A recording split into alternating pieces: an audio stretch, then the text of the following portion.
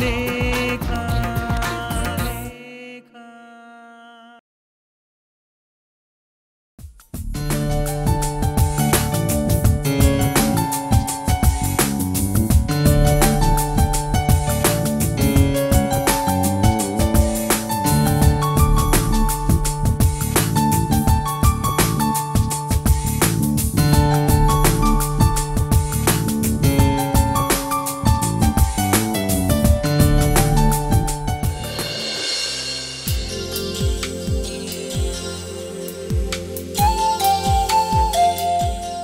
Excuse me.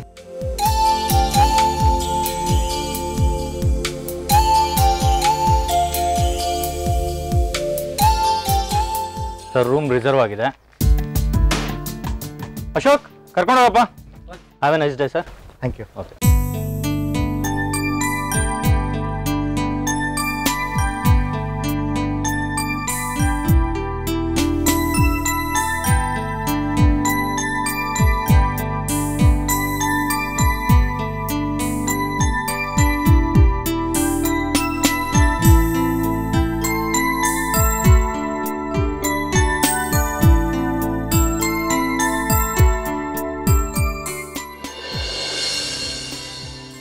ಇನ್ನೂ ಮುಖ ಗಂಟು ಹಾಕೊಂಡೇ ಇದ್ದೀರಲ್ರಿ, ಬಾಯಿ ತುಂಬ ನಗ್ರಿ. ನಗೋ ಅಂಥದ್ದು ಏನಾಗಿದೆ ಪ್ರೇಮೀಗ? ನಮ್ಮಮ್ಮ ಕೊಡೋ ಹಿಂಸೆ ಒಂದೆರಡಲ್ಲ. ನಿಮ್ಮ ತಾಯಿಗೆ ಏನ್ರಿ ಗೊತ್ತು? ಪಾಪ ನಾವು ಹೀಗಿದ್ದೀವಿ ಅಂತ ಅವ್ರಿಗೆ ಏನು ಅರ್ಥ ಆಗುತ್ತೆ ಹೇಳಿ? ಪಾಪ ಸಹಜವಾಗೇ ನಮ್ಮನ್ನು ಕಳಿಸಿದ್ದಾರೆ, ಅದಕ್ಕೆ ಯಾಕೆ ಕೋಪ ಮಾಡ್ಕೋತೀರಾ? ಪ್ರೇಮ್ ಸ್ವಲ್ಪ ಸುಮ್ಮನೆ ಇರ್ತೀರಾ? ಅಲ್ಲ, ಈಗ ನಿಮ್ಮ ಪ್ರಾಬ್ಲಮ್ ಏನು? ನಿಮ್ಮನ್ನು ಬಲವಂತವಾಗಿ ಹನಿಮೂನಿಗೆ ಕಳಿಸಿದ್ದಾರೆ ಅಂತ ತಾನೇ?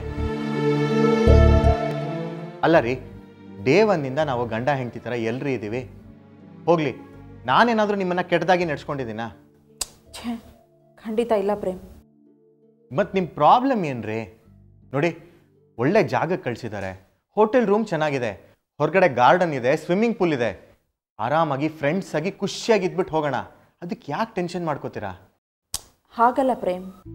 ಮನೇಲಿದ್ರೂ ನಾಟಕ ತಾನೇ ಮಾಡೋದು, ಇಲ್ಲಿದ್ರೂ ನಾಟಕನೇ ಮಾಡೋದು. ಯಾವ ಜಾಗ ಆದ್ರೇನಂತೆ? ಹಾಗಲ್ಲ, ಸುಮ್ಮನೆ ಮುಜುಗರಗಳು ಜಾಸ್ತಿ ಆಗುತ್ತೆ. ಇನ್ನಷ್ಟು ಗಿಲ್ಟ್ಗಳನ್ನು ಹುಟ್ಟಾಕೋದಕ್ಕೆ ಏನೇನು ಮಾಡಬೇಕೋ ಅದೆಲ್ಲ ಆಗ್ತಾ ಇದೆ ಅಷ್ಟೆ.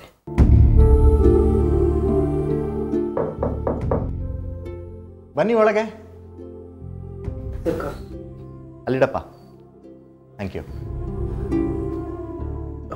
ಏನ್ರಿ ರಾಜೋಪಚಾರ? ಮೊದಲು ನಾನು ನಿಮ್ಮ ತಾಯಿಗೆ ಥ್ಯಾಂಕ್ಸ್ ಹೇಳಬೇಕು. ತೊಳಿ, ಬಿಸಿ ಬಿಸಿ ಕಾಫಿ ಕುಡೀರಿ, ಟೆನ್ಷನ್ ಎಲ್ಲ ಕಡಿಮೆ ಆಗತ್ತೆ.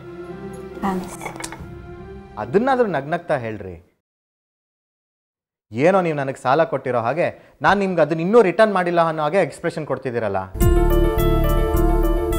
2 ದಿನ ಖುಷಿಯಾಗಿರೋಣ ಅಂತ ಬಂದಿದ್ದೀವಿ. ನನಗೂ ಆಫೀಸಿಂದ ರಿಲ್ಯಾಕ್ಸೇಷನ್ ಬೇಕಾಗಿತ್ತು. ಖುಷಿಯಾಗಿ ನಗ್ನಗ್ತಾ ಇದ್ಬಿಟ್ಟು ಹೋಗೋಣ, ಏನಂತೀರಾ? ಆಯಿತು. ಸದ್ಯ ಇವಾಗಲಾದರೂ ನಕ್ಕಿದ್ರಲ್ಲ.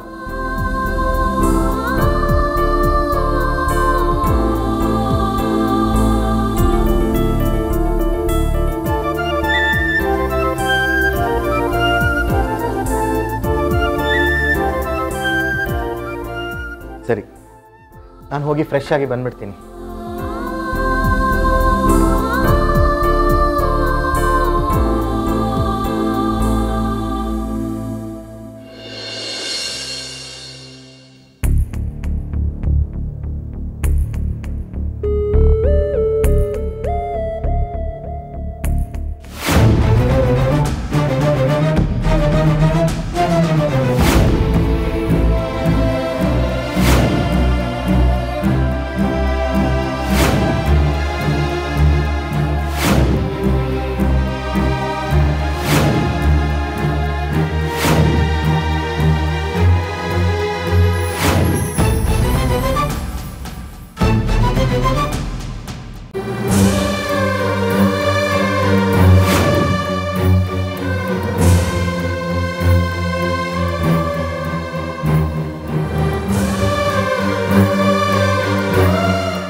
ಸಾಕ್ಷಿ,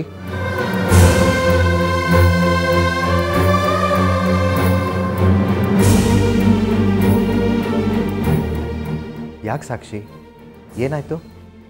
ಏನಿಲ್ಲ, ಬೇಡದೇ ಇರೋದು ಹೀಗೆ ನೆನಪಿಗೆ ಬಂದ್ಬಿಡ್ತು. ಬೇಡ ತಾನೆ, ಯಾಕೆ ತಲೆ ಕೆಡಿಸ್ಕೋತೀರಾ? Just relax.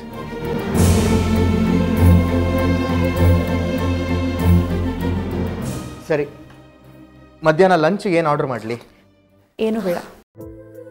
ಉಪವಾಸ ಇರಕ್ಕೆ ಬಂದ್ರೇನ್ರಿ? ಏನು ಬೇಕಾದರೂ ಆರ್ಡರ್ ಮಾಡಿ, ಎಲ್ಲ ಫ್ರೀ, ದುಡ್ಡು ಕೊಡೋ ಹಾಗಿಲ್ಲ. ಪ್ರೇಮ್, ಹೋಗ್ಲಿ ಬಿಡ್ರಿ. ನನಗೆ ಗೊತ್ತು ನೀವು ಮುಖ ಉದಿಸ್ಕೊಂಡು ನನಗೆ ಬೋರ್ ಹಿಡಿಸ್ತೀರಾ ಅಂತ. ಅದಕ್ಕೆ ಎಲ್ಲ ಪ್ರಿಪೇರ್ ಮಾಡ್ಕೊಂಡೇ ಬಂದಿದ್ದೀನಿ. ಏನು? ನೋಡಿ, ಕಾದಂಬರಿಗಳು. ಆರಾಮಾಗಿ ಓದ್ಕೊಂಡು ಟೈಮ್ ಪಾಸ್ ಮಾಡ್ತೀನಿ. ಪ್ರೇಮ್, ಮತ್ತಿನ್ನೇನ್ರಿ? ಅದಕ್ಕೆ ಹೇಳಿದ್ದು ಆರಾಮಾಗಿ ಸುತ್ತಾಡ್ಕೊಂಡು ಬರೋಣ ಅಂತ. ಫ್ರೆಂಡ್ಸ್ ಥರ ಒಂದೆರಡು ಜೋಕ್ ಮಾಡಿ ಖುಷಿಯಾಗಿ ನಗ್ತಾ ಇರೋಣ. ಏನಂತೀರಾ? ಸರಿ. ಗುಡ್. ಹೋಗಿ ಫ್ರೆಶ್ ಆಗಿಬಿಟ್ಟು ಬನ್ನಿ.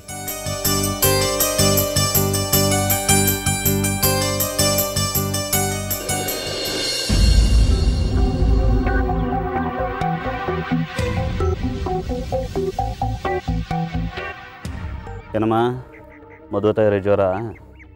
ಮದುವೆ ತಯಾರಿನಾ? ಯಾರ್ದು? ಚೈತ್ರಂದ? ಅಯ್ಯೋ, ಅವಳದೆಲ್ಲೋ ಆಗುತ್ತೆ ನೀ. ಹಾಗೂ ಇಲ್ಲ ಹೀಗೂ ಇಲ್ಲ ಅನ್ನೋ ಪರಿಸ್ಥಿತಿ ಬಂದಿದೆಯಲ್ಲೋ. ನಾನು ಚೈತ್ರನ ಮದುವೆ ಬಗ್ಗೆ ಕೇಳ್ತಾ ಇಲ್ಲಮ್ಮ. ಮತ್ತೆ ಇನ್ಯಾರು ಮದುವೆನೋ? ಇನ್ಯಾರಿದ್ದಾರೆ ಮದುವೆಗೆ? ಅಲ್ಲಮ್ಮ, ಮನೆಯಲ್ಲಿ ಮದುವೆ ತಯಾರಿ, ಮದುವೆ ಸಂಭ್ರಮಗಳು ಪಿಸು ಪಿಸು ಗುಸು ಗುಸು ಅಂತ ನಡೀತಾ ಇದೆ. ನಿನ್ನ ಕಿವಿಗೆ ಬಿದ್ದಿಲ್ವಾ? ಅಯ್ಯೋ ದೇವ್ರೆ, ಇಲ್ವಲ್ಲ. ನೀ ಯಾರ್ದು? ನಿಮ್ಮ ಯಜಮಾನ್ರೆ ಮುಂದೆ ನಿಂತು ಮದುವೆ ತಯಾರಿ ನಡೆಸ್ತಿದ್ದಾರೆ. ಪೌರೋಹಿತ್ಯನೋ ಅವ್ರದ್ದೇ. ನಿನಗೆ ಹೇಳಿಲ್ವಾ ಅವರು? ಇಲ್ಲ ಕಣೋ, ನೀ ಗೊತ್ತಿಲ್ಲ ನನಗೆ. ಅಮ್ಮ, ನಿನ್ನ ಸೊಸೆಗೆ ಮದುವೆ ಮಾಡೋಕೆ ಹೊರಟಿದಾರಲ್ಲಮ್ಮ, ನಿನಗೆ ಗೊತ್ತಿಲ್ವಾ? ಯಾರು? ತೇಜುದ? ಇನ್ನೇನು ಜಾನೋಗಿ ಮಾಡ್ತಾರ? ಅವ್ರಿಗೆ ತಮ್ಮ ಹಿರಿ ಸೊಸೆ ಲೈಫ್ ಏನಾಗ್ಬಿಡುತ್ತೋ ಅಂತ ಭಯ. ನಾವೇನು ಮಾಡಿಬಿಡ್ತೀವೋ ಅಂತ ಹೆದರಿಕೆ. ಅನಿ, ಅವ್ರಿಗೆ ಮಕ್ಕಳಿಗಿನ್ನ ತಮ್ಮ ದೊಡ್ಡ ಸೊಸೆ ಮೇಲೆ ಅಭಿಮಾನ ಜಾಸ್ತಿ ಅಲ್ವಾ? ಅದಕ್ಕೆ ಅವಳು ಮದುವೆ ಮಾಡಿ ಸೇಫ್ ಪ್ಲೇಸಿಗೆ ತಲುಪಿಸ್ಬಿಡ್ಬೇಕು ಅಂತ ಯೋಚನೆ. ಹೌದಾ? ಅದಕ್ಕೆ ತಾವೇ ಗಂಡು ಹುಡುಕಿದಾರೆ ಯಜಮಾನ್ರು. ಯಾರನ್ನ? ನಾನು ಹೇಳಿದ್ರೆ ನನಗೆ ದೃಷ್ಟಿ ಚೆನ್ನಾಗಿಲ್ಲ ಅಂತ ಎಲ್ಲರೂ ಹೇಳ್ತಾರೆ. ತೇಜಸ್ವಿನಿಗೆ ಆ ಎಡಿಟರ್ ಪ್ರಧಾನ್ ಜೊತೆ ಕುಚ್ಚಿದೆ ಅಂತ ಹೇಳ್ತಿದ್ದೆ, ನೀವು ಯಾರೂ ನಂಬಿರಲಿಲ್ಲ. ಈಗ ನೋಡು, ತಮ್ಮ ಯಜಮಾನರು ಅವನ ಜೊತೆ ಮದುವೆ ಮಾಡಬೇಕು ಅಂತ ಪ್ಲಾನ್ ಹಾಕಿದ್ದಾರೆ. ಹೌದಾ? ಅಲ್ಲ ಕಣೋ, ಮಳ್ಳಿ ಥರ ಈ ಕೆಲಸ ನಡೆಸ್ತಿದಾರಲ್ಲ, ನನಗೆ ಗೊತ್ತೇ ಇರಲಿಲ್ಲ.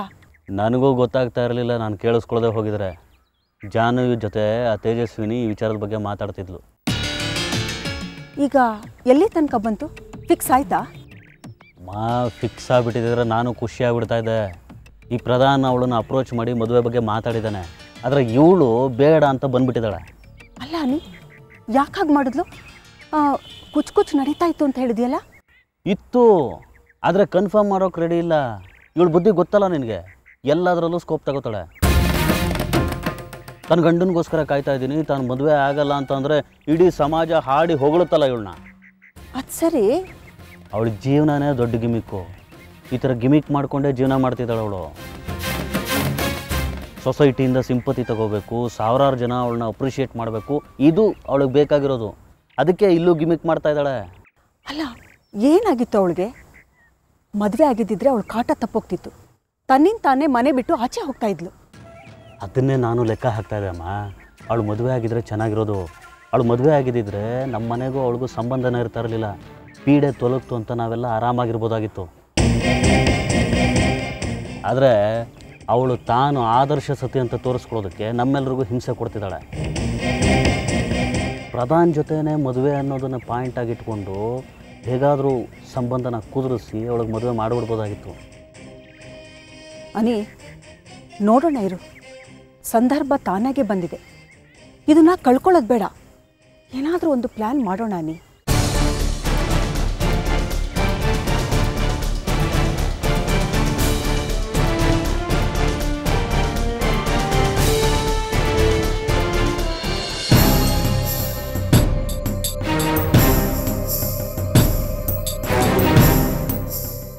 ಸತ್ಯದೇವ್, ನನಗೆ ಈ ಮನೆಯಲ್ಲಿ ಮರ್ಯಾದೆನೇ ಇಲ್ವಾ?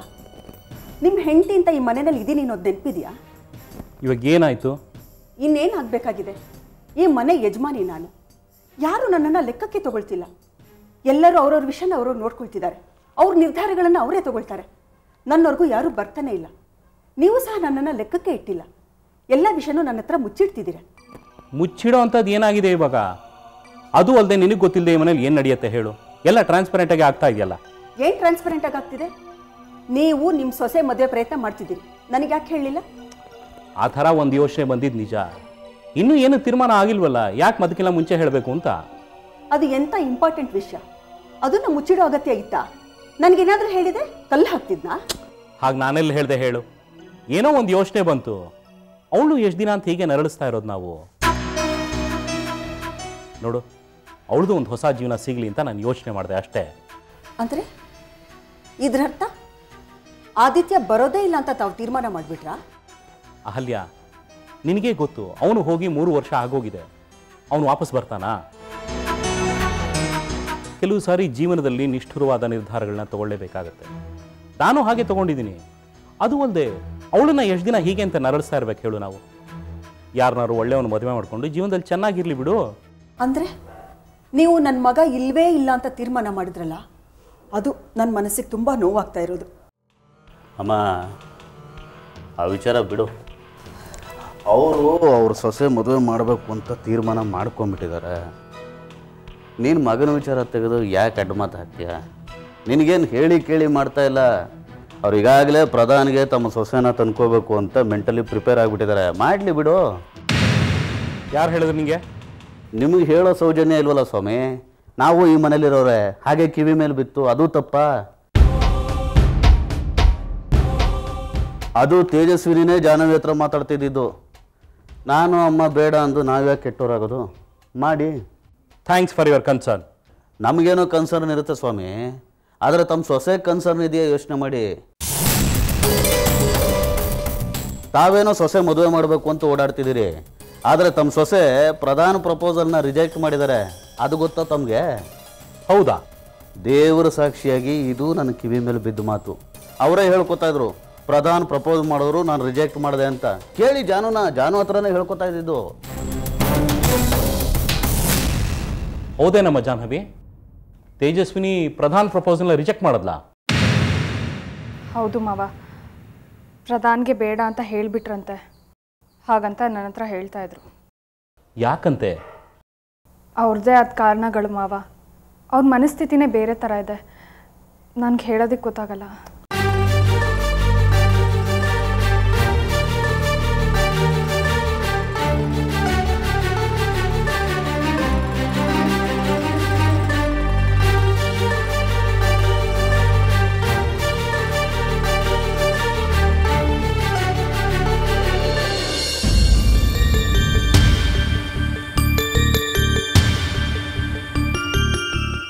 ಸಾಕ್ಷಿ, ಬೇಗ ಬನ್ರಿ.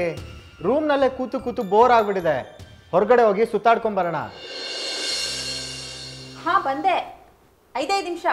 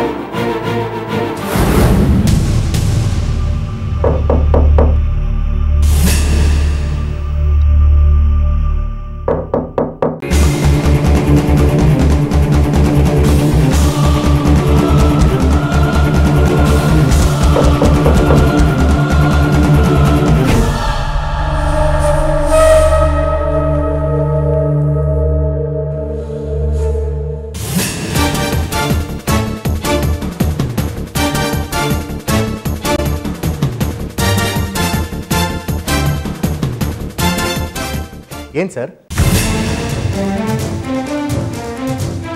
ಏನು ನಿಮ್ಮ ಹೆಸರು? ಪ್ರೇಮ್. ಯಾವ ಊರು? ಇದೇ ಊರು. ಇದೇ ಊರಾ? ಅಂದರೆ ಸಿಟಿ. ಓ,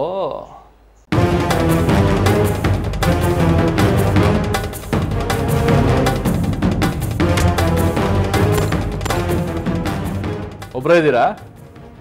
ಇಲ್ಲ ಸರ್, ನಾನು ನನ್ನ ಮಿಸ್ಸಸ್ಸು. ಕರೀರಿ. ಸರ್? ತಪ್ಪು ತಿಳಿಬೇಡಿ, ರೆಸಾರ್ಟ್ ಮೇಲೆ ರೈಡ್ ಮಾಡಿದ್ದೀವಿ. ಕೆಲವ್ರು ತಪ್ಪು ಮಾಡೋದ್ರಿಂದ ಬೇರೆಯವ್ರ ಮೇಲೂ ಅನುಮಾನ ಪಡಬೇಕಾಗತ್ತೆ. ನಿಮ್ಮ ಮನೆಯವ್ರು ಕರೀರಿ. ನೀವು ಡೀಸೆಂಟ್ ಅಂದರೆ ನಾವು ಹಾಗೆ ಹೋಗ್ತೀವಿ. ಒಂದು ನಿಮಿಷ ಸರ್. ಸಾಕ್ಷಿ?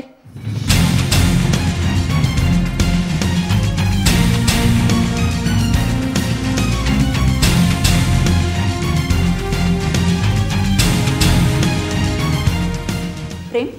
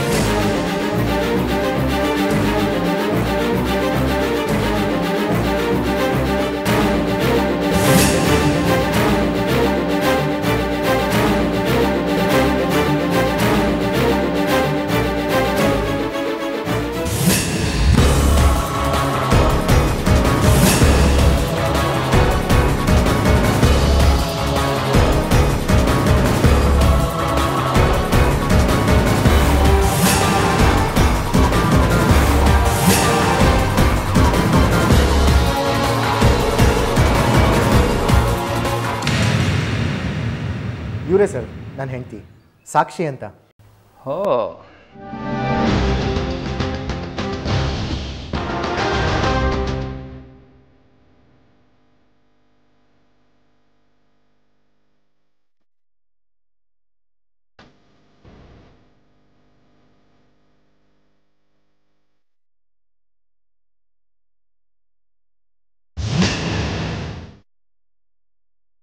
ಸಾಕ್ಷಿ